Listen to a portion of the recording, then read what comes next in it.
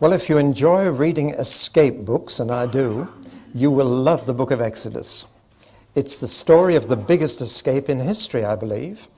Over 2 million slaves escaped from one of the most highly fortified nations in the entire world. It's a miracle. In fact, it was a series of miracles. So here we have this tremendous escape story. Moses actually saw more miracles than Abraham, Isaac, and Jacob put together. It is just one string of supernatural interventions on behalf of the people. Some of the miracles sound a bit like magic, as when Moses' stick turns into a snake and then back into a stick again. But most of these miracles are clear manipulations of nature. They certainly couldn't come under that blessed title of psychosomatic miracles. In these instances, God is actually manipulating what He's created for the good of His people. Now, the whole event of the Exodus had a profound significance in two regards. First of all, it had national significance for the people we call Israel. This was the beginning of their national history. This was when they got their political freedom. This is when they became a sovereign nation in their own right. And though they didn't yet have a land, they were now a people, a nation, with a name of their own, the name Israel. And forever afterwards, they have celebrated this event once a year. They hold their Passover, much as in America they celebrate July the 4th for the day of their independence. But it also has spiritual significance, and not just national significance, because this was when they discovered that their God was the God who made the whole universe, and that therefore He could control what He had made for their sake. They actually came to believe that their God was more powerful than all the gods of Egypt put together. Ultimately, they would realize that their God was the only God that existed. And Isaiah keeps emphasizing that there is no God beside me. But at this stage, they were to discover that their God was more powerful than every other God, that He was the supreme God. It's here that He has the title El Shaddai, God Almighty. But He also has a name, and it is in the book of Exodus that the nation was given His personal name. Somehow when you know someone's name, a relationship becomes more intimate and more personal. That's why you're all wearing badges with your name on, because that helps you to begin to relate in an intimate and personal way. You can peer at the badge and say, "Hello, Peter," and somehow that helps. And God has a name as well as many, many titles, and His name is Yahweh. I don't even know if I'm saying it correctly, because I have yet to find a Jew who will tell me how to say it. They dare not even say the name in case they take it in vain. So I'm hoping I'm pronouncing it right. But the name Yahweh doesn't mean much to me. It doesn't set my heart on fire. It's a funny word. It's not English. And some time ago I was praying and I said, "Lord, please give me an English word that will convey the meaning of Yahweh to me, and also give me the feelings it aroused in your people." And immediately into my mind came the name Always.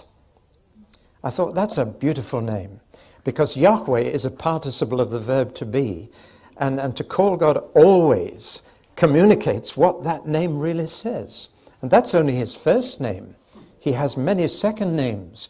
Always my provider, always my helper, always my protector, always my healer, always, always. And so that's the name I've used for God since.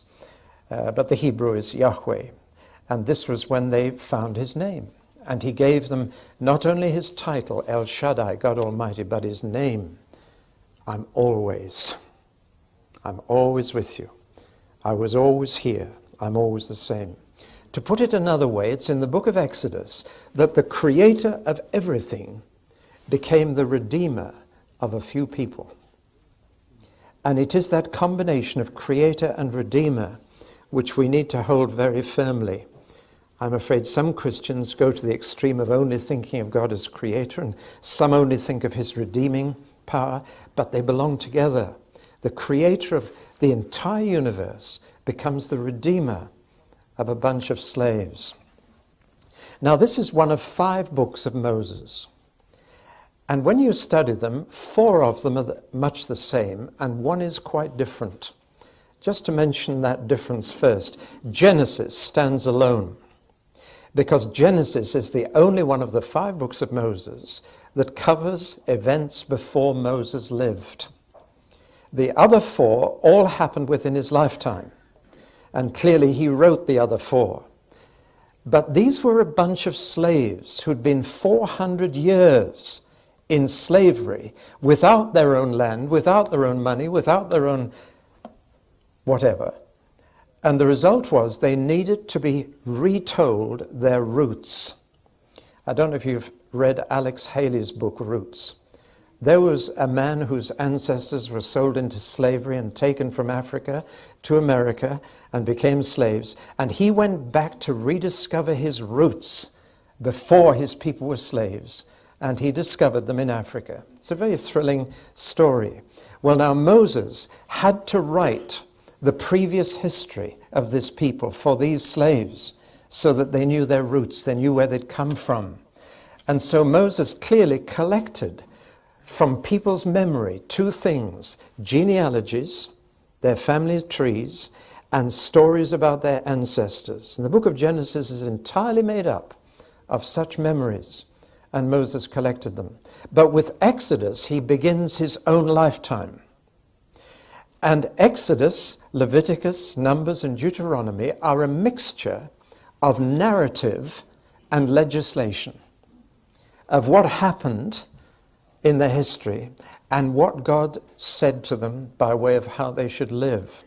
And it's this unique combination of narrative and legislation that characterizes the 4 other books of Moses. And the book of Exodus is typical. The first half of it is narrative, the second half is legislation. The first half is about what God did on their behalf by the way of miracles to get them out of slavery. But the second half is about what God said and how they were to live now that they were free. The first half, therefore, demonstrates God's grace toward them, his free favor in getting them out of their problems. And therefore, the second half expects them to show their gratitude for that grace by living this way. Now, the reason I've emphasized that is this. Too many people, when they read the law of Moses, think that this law was their way to be redeemed by God. No, no. They were redeemed by God first, and then given the law to keep by way of gratitude. Now, that's a very important point. They weren't given the law first. They were set free first, and then they were given the law to live by. And that's exactly the same in the New Testament too. We are redeemed, and then we're told how to live holy lives. You don't become a Christian by living right first. You become a Christian by getting redeemed first and liberated. And then you live right, so that liberation comes before legislation. They're set free, and then they're told, now don't abuse your freedom. Use it properly. So here they are set free from Egypt, but here they enter into a covenant or a marriage with God at Sinai, and it takes the form of a wedding service. God says, I will, and then the people have to say, we will. And literally they are married, and it's called a marriage. And what follows is called a honeymoon. And then the marriage has to begin in the land, in the place of God's choosing. They are liberated from slavery, but not so that they can do their own thing. They go into the wilderness to serve God. They are set free from slavery, but for service. That's an important point. It's the same in the New Testament for Christians. We're not set free to do our own thing. We're set free to serve God, whom to serve is perfect freedom. So redemption comes before righteousness. That's the important point I want to make. The book of Exodus makes that absolutely clear. God redeems them first. Now he says, live right, because I've set you free. So those are the 2 halves of the book of Exodus. And then I've divided the rest of it up into 10 very simple portions and given them each a title, because I can memorize things that are simple. And there are 6 sections in chapters 1 to 18 and 4 in chapters 19 to 40. And running through them, the 6 sections in the first half I've called multiplication and murder. That covers the incredible increase in the number of Hebrew slaves over 400 years, from 1 family to 2.5 million. That's some increase. Actually, it would only need 4 children in each generation for 30 generations, and you can do it mathematically. So it wasn't all that multiplication, but they certainly became a huge number. And then, of course, the boys were murdered by the Pharaoh. We'll look at all these in detail later. Bulrushes and bush, you all know the story of how Moses was taken out of the bulrushes and therefore given the name Moshe, which means drawn out, because he was drawn out of the river Nile. The baby boys, of course, were thrown into the river Nile to the crocodiles, but Moses was drawn out of the river Nile. Plague and pestilence, well, that centers on Pharaoh and the hardness of his heart. Feast and firstborn, that's the origin of the Passover. We'll look at that in greater detail. Delivered and drowned is the crossing of the Red Sea, but they weren't drowned, but the Egyptian army was. Provided and protected talks about their journey from Egypt to Sinai and some of the things that happened, how God protected them and provided for them in a wilderness where the Egyptian army in the Yom Kippur War was perishing after 3 days. And yet 2.5 million people survived for 40 years. Again, God had to do a lot of miracles. In the second half, we have first of all the commandments, and especially the 10 commandments. And these were sealed in a covenant, a marriage between God and his people. And God said, I will, and they said, we will. And that bound them together forever. God never goes back on a covenant. And then in chapters 25 to 31, we have the fact that God is now going to live among them. And therefore he needs a place to live. He needs a tent. But he needs a rather different tent from theirs, or they might think he's just one of them. And so we have the specification of the tabernacle, and God provides specialists, people who've never made anything but bricks up till now, and now they've got to work with gold and silver and wood. And God had to teach them those skills. And the Holy Spirit gave those skills to people who'd never made anything but bricks before. That's a miracle. And then comes the saddest part of Exodus, the story of the golden calf when they indulged themselves, and Moses had to pray most earnestly on their behalf, or they'd have never got anywhere further. And finally, the book of Exodus finishes with the construction of the tabernacle, its erection, and God takes up residence, and the glory comes down on his tent.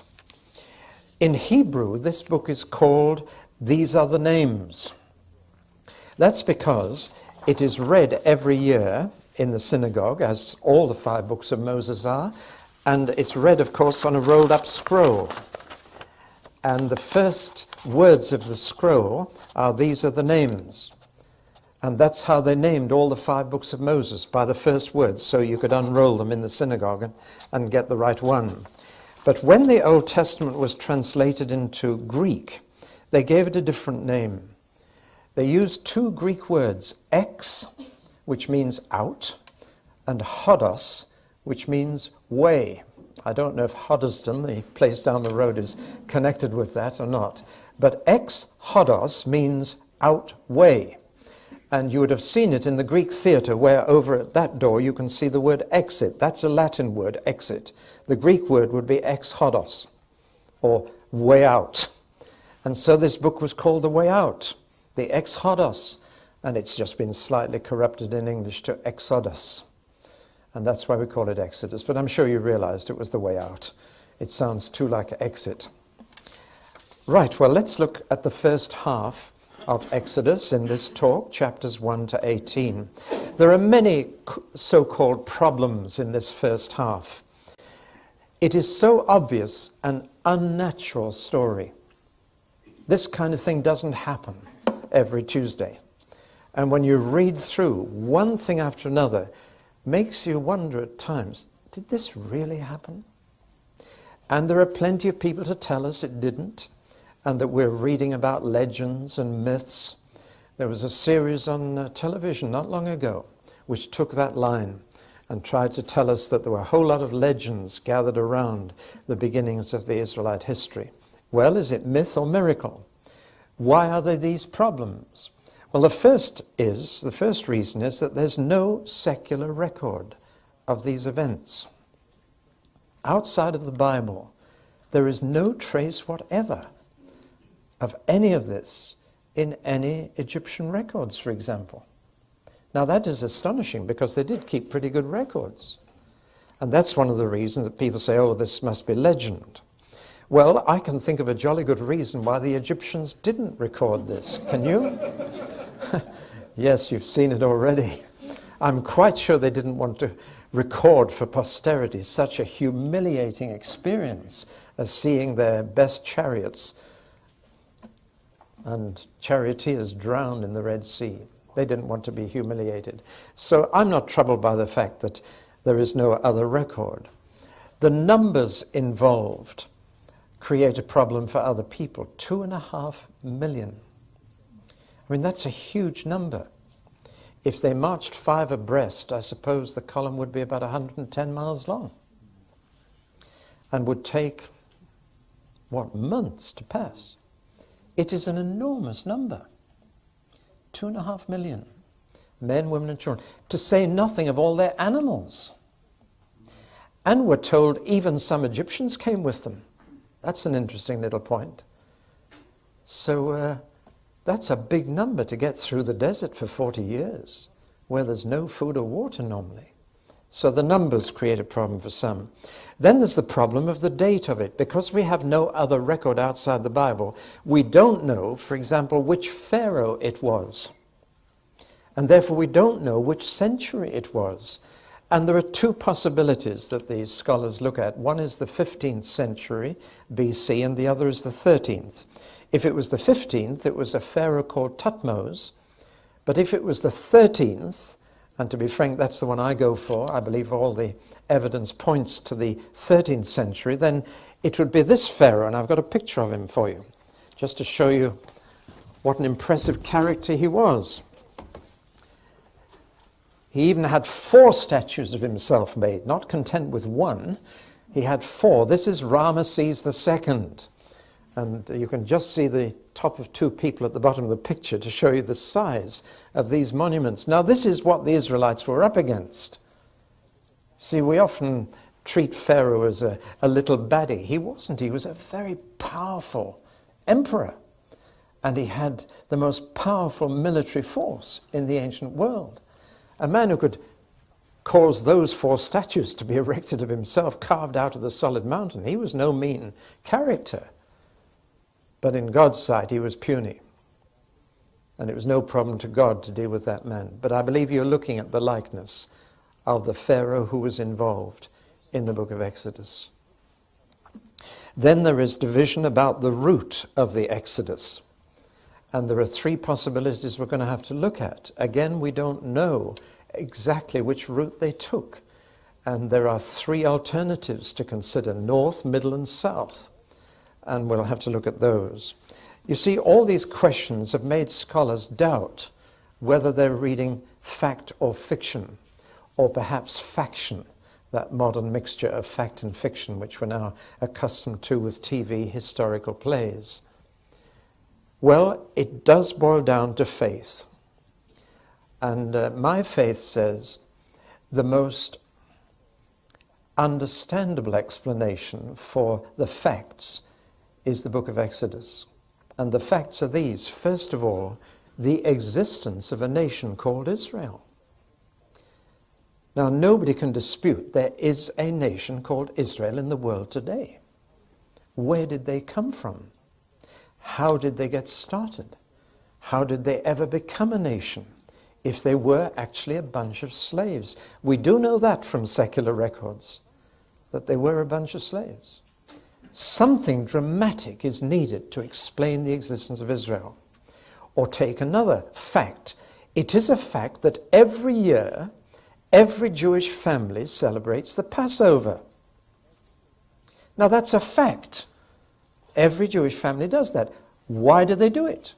You've got to have some explanation for such a ritual that has survived for so many thousands of years.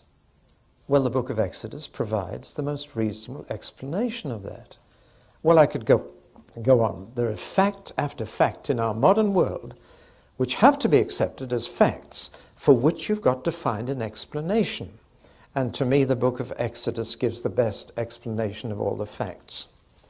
Well, now let's run through the sections of this book and look at some of the points of interest. I can't give you a commentary on the whole book. I just want to take out of each section something that might have troubled your mind or some question that you might ask and try and give you an answer to that. Let's take multiplication and murder. The question that I have is, why did they stay so long in Egypt? 400 years. They went down there in the time of Joseph and Jacob, if you remember, because there was a famine and Egypt had bread. And they simply went down there because there was more food. They went voluntarily. They were accepted as guests of the government. They were given a jolly good fertile piece of the Nile Delta called Goshen. And there they were during the 7 years of famine. But at the end of that time, why didn't they go back to their own land? Why did they stay? And in fact, they stayed so long that they outstayed their welcome. And that's when they were forced into forced labor. So why did they stay? Well, there's a human answer to that and a divine answer. And I'll give you both, because so often there are two sides to every question. The human answer is they were jolly comfortable. It was much easier to make a living in the Nile Delta than it was on the hills of Judea. Much easier. And it was fertile. The climate was warmer. There was no snow in the Nile Delta. There was in the hills of Judea. They were just altogether more comfortable, in much the same way as Lot was more comfortable down in the Jordan Valley at Sodom and Gomorrah. The climate was very similar to the Nile Delta, and it looks more comfortable.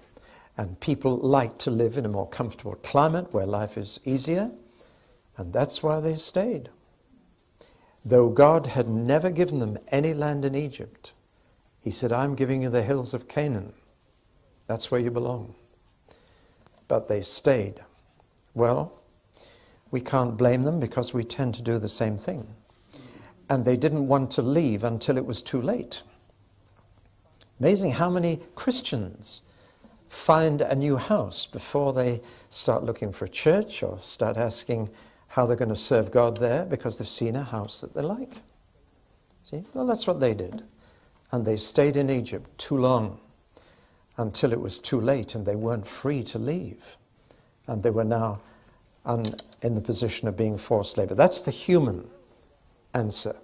And then, and only then, they cried out to God and say, God, why are you letting us be slaves in Egypt? Isn't it amazing how we get ourselves into problems, then we start blaming God for not getting us out of them quickly? It's so human. But God didn't do anything about it for 400 years. And we've got to ask, why? Had they gone back as soon as the famine was over, there would have only been a few people. And there was room for those few in Canaan. But now they had stayed so long that they were a large people, and there was no room for them in Canaan because there were already other people living there. Now God was going to kick those people out, but not until they were so wicked that they didn't deserve to live there. And God explains in the book of Genesis even, he explained to Abraham that your descendants will stay in Egypt a long, long time until the wickedness of the Canaanites is complete. And so before God could empty the land of the Canaanites for all of them now, He had to wait until they became so bad that it would be an act of justice and judgment to throw them out of the promised land and let all the Hebrew slaves in. So God waited until he could do that. And that's the reason God gave for that 400-year gap. It's a long time to wait for God to answer your prayers. You know, you pass it down the generation. Keep asking God, and one day he'll get us out of here. What patience you need to go on praying that. 4 centuries. But God heard, and at the right time he acted. Well, now they had gone through 3 oppressive decrees. The first was forced labor. Second was to make bricks without straw. Do you realize what that meant? Have you ever lifted up 2 bricks, one made with straw and one without? The one without is about 3 times heavier. See, the more straw you put in, the lighter the brick, and the easier it is to carry. But bricks without straw, that's heavy. And the Egyptians thought that if they did this, then they wouldn't have any energy left for leisure, mischief, or sex. That was the idea. And so that they'd be too tired even to make love, and therefore the numbers would go down again.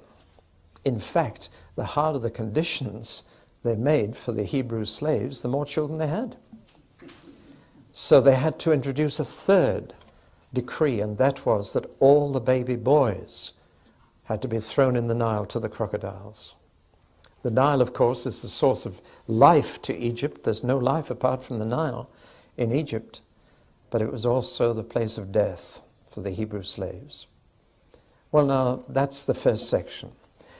Bulrushes in the bush I don't need to say much about, except to point out that Moses, like Joseph, was brought up in court, C-O-U-R-T, and therefore was given the best education. If ever you go along the Thames embankment in London, look for Cleopatra's Needle. There are 2 of them. One is in Rome, the other is on the Thames embankment. And those 2 were the gateposts of the Egyptian university. And when you see Cleopatra's Needle, you're looking at something that Moses saw every day as a student. He walked past that and had a university education.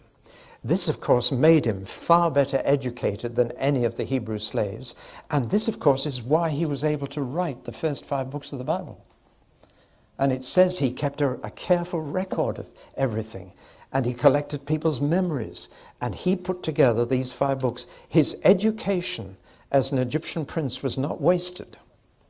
But of course, all that came to a sudden end when he lost his temper with one of the Egyptian slave drivers and killed him and had to flee for his life. Interesting then that he actually spent 40 years in the very wilderness, where later he would have to live for 40 years with the people of Israel. So that again, God prepared him for this. I don't know if you can do this, but I can look back on my pre-Christian days and see God preparing me for what happened. I remember going in for speaking competitions in the Young Farmers Club, little dreaming that in doing that, God was getting me ready for what I do now. And God got Moses ready for leading his people through the wilderness by making him spend 40 years there by himself, being a shepherd, looking after a few goats or sheep. But then he murdered the Egyptian guard. The burning bush is very interesting, not so much for the bush as for Moses' excuses. God called Moses out of a burning bush and said, take your shoes off. You're on holy ground. And then he said, now Moses, you're going to be the man to draw my people out of Egypt. You were drawn out of the Nile, but you're going to draw my people out of Egypt altogether. And Moses made 5 excuses as to why he shouldn't do it. And again, you might identify with one of these. First, he said, I am insignificant. Who am I that anybody should take notice of me? Have you ever said that? Well, God said, I'll be with you. Who am I? I'm the important one, not you. So he tried a second excuse. He said, I'm ignorant. What shall I say? And God said, I make you a promise. I'll tell you what to say. So he made a third excuse. He said, I'm impotent. I can't convince them. They won't believe me. And God said, my power is going to be with you. You're going to do miracles. Then he said, I'm incompetent. I'm not eloquent. Actually, I had a stammer. He said, I can't put words together. Did you ever say that to God? And God said, all right, your brother Aaron will be your prophet. So that tells you what a prophet is. A prophet is simply someone who's a mouthpiece. So you tell your brother Aaron what to say, and he will say it to Pharaoh. And that's all a prophet should do.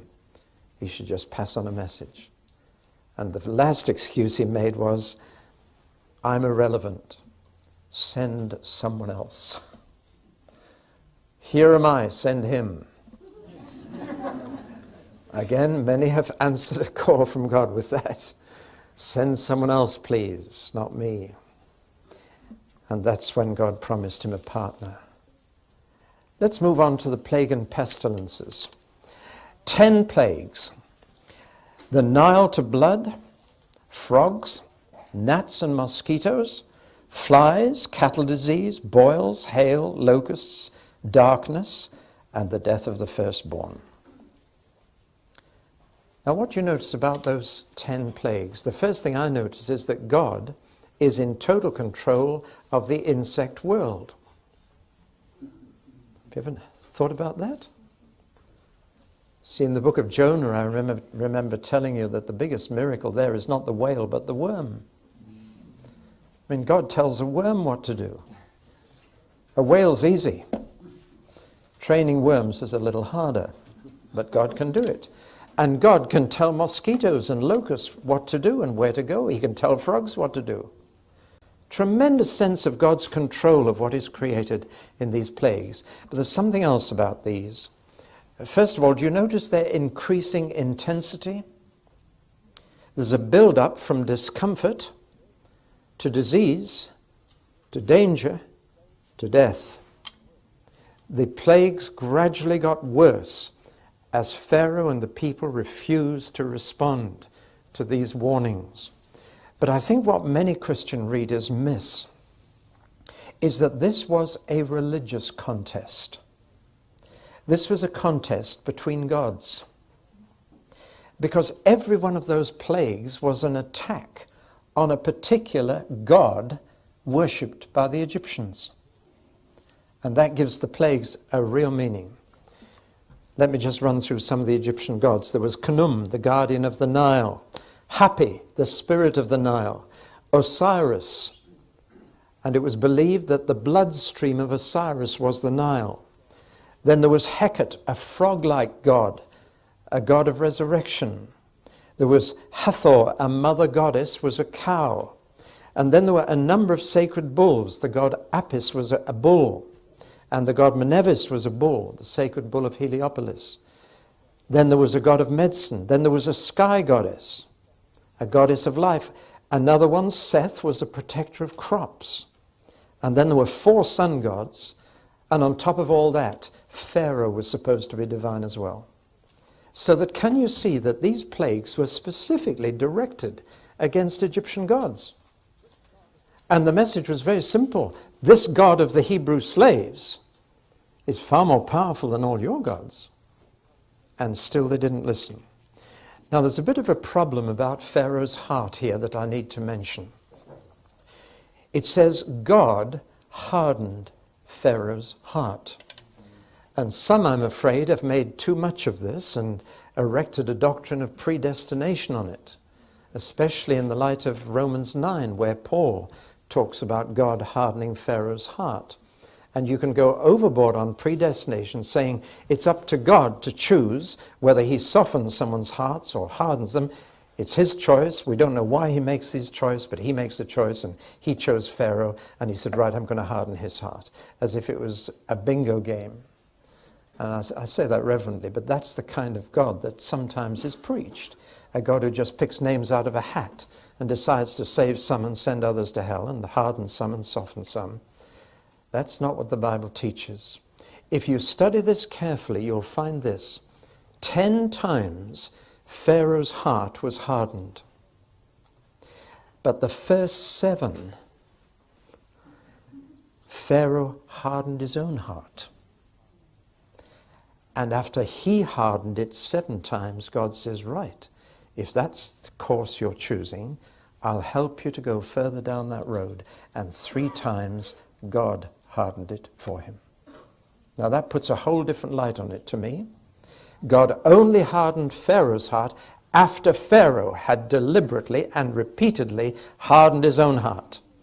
And indeed, that's what God does by way of punishment for people. He says, if you go down this road, all right, I'll help you down this road.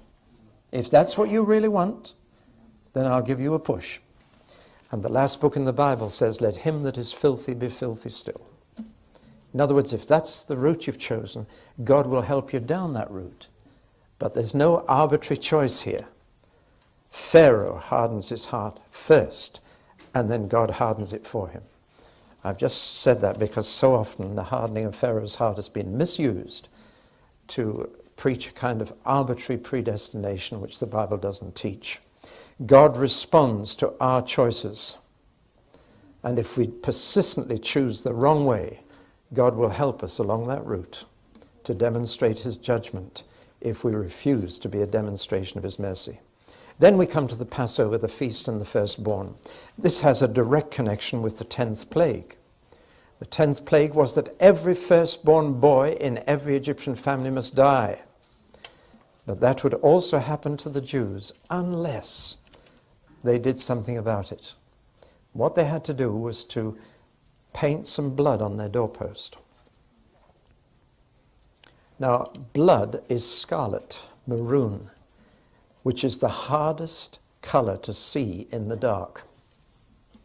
Don't know if you knew that, but blood is the hardest thing to see in the dark. You try it sometime. But an angel would see it. And the angel of death would come to Egypt that night, and when he saw the blood on the doorpost, in the dark, no street lamps, just dark, he would pass over that house. Now, the first thing I want to say is they had to get that blood. Before they could put it on the doorpost, they had to have some, which meant that an innocent life had to be killed to get that blood. And then it had to be applied. If they didn't put it on the doorpost, it wouldn't work. So they had to obtain the blood and then apply it. And they obtained it from what we call a lamb, but that to me is a misleading, a little cuddly white thing we think of. It's a ram. It's a 1-year-old with horns. It's a strong animal. And when we call Jesus the Lamb of God, it produces the wrong reaction. He is the Ram of God, as well as the Lion of Judah. And they had to take a ram, a fully grown ram. A 1-year-old ram is equivalent to a 30-year-old man. And that's what they took. And they killed it to get the blood and put it on the doorpost. Then they put the blood outside. They took the body inside, and they ate it after roasting it.